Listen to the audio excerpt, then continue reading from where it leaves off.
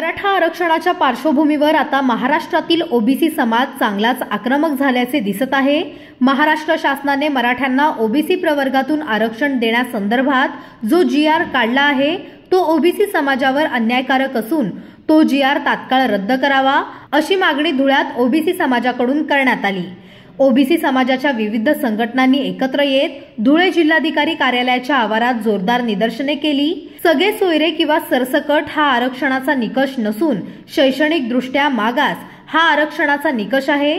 त्यामुळे मराठा समाज ओबीसी आरक्षणासाठी पात्र ठरत नाही।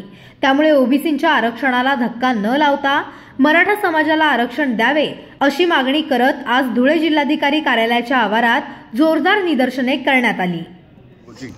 महाराष्ट्र शासनाने जो जीआर काढलेला आहे की हैदराबाद गॅजेट लागू करणे, सातारा गॅजेट लागू करणे आणि मराठा समाजाला ओबीसी मधून कुणबी प्रमाणपत्र देणे याच्या विरोधासाठी आणि ह्या जीआरच्या विरोधासाठी आम्ही इथे आलेलो आहोत।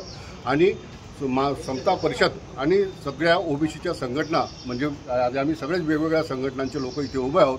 म्हणजे मागासवर्गीय समाजाच्या सगळ्या संघटना ह्या जीआरचा निषेध करतात आणि त्या जीआरच्या विरोधात आम्ही निवेदन देण्यासाठी कलेक्टर साहेबांकडे आलेलो आहोत।